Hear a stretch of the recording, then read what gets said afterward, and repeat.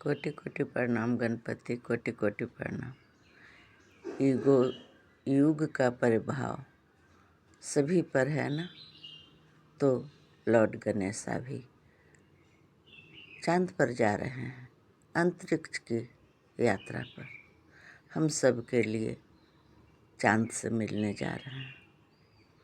पहले भी ये चौथ और चांद का कनेक्शन बहुत ही सुंदर, जैसे धरती और गगन का, सूरज और चंदा का बंधन था ना, अटूट बंधन।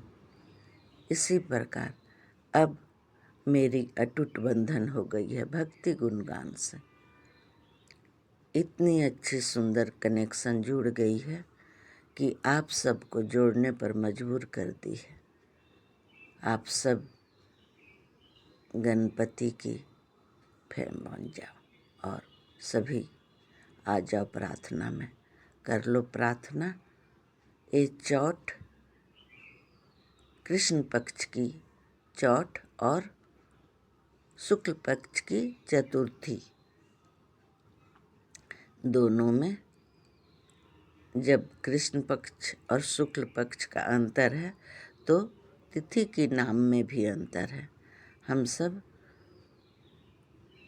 पहले जो नानी दादी या नाना दादा से सुना करते थे, हर और ग्रह हम सब की यात्रा का सूचना देखकर ही चलते थे। पर अब ए टच यंत्र से उसी को दोहराने के लिए हम सबको ए टच यंत्र का आविष्कार हुआ। हम बदलेंगे, युग बदलेगा का नारा लगाते लगाते थक गए लोग, पर बदल नहीं पाए। तो टच यंत्र सबके हाथों हाथ दिया गया। आप सब अब टच यंत्र द्वारा ही चल रहे हो। जैसे जैसे टच यंत्र की सभी परिभाषा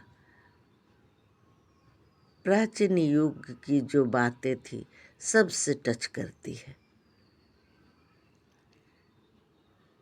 पहले ग्रह देख के चलते थे, अब टच यंत्र की सुविधा देख के चलते हैं। कब क्या है, कहाँ है, यहाँ तक कि रास्ते भी बता देती है ये टच यंत्र। इस रास्ते से जाओ जल्दी पहुँचोगे, इस रास्ते से जाओ दूर होगी, दिक्कत होगी। उसी प्रकार पहले हम सब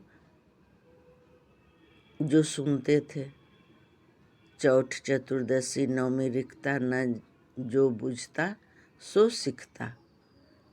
कभी नहीं जाते थे पापा चौथ के दिन, और बुधवार का चौथ तो गणपति को भाता है। हर दिन का हर महत्व, हर ग्रह का हर जानकारी सब मुझे बात नहीं रहती थी। सब कोई को मुझे बानी ओरल, जिसको अब नाम दिया गया है। जब नहीं कोई सुनते थे घर की गृहिणी की बात, तो कहावत शुरू हो जाती थी, जे जो पंडित के पतरा में सो पंडिताइन के अचरा में। इतनी सबको ज्ञान थी कि पतरा देख के जो बताते थे पंडित जी, सो पंडिताइन जी का अचरा में लिखा होता था। अचरा को आंचल को बहुत ही ज़्यादा महत्व देते थे लोग।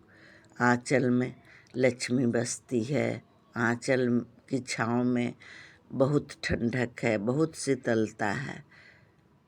इतनी शब्द सब जो पुरानी थी सब न्यू हो गई है।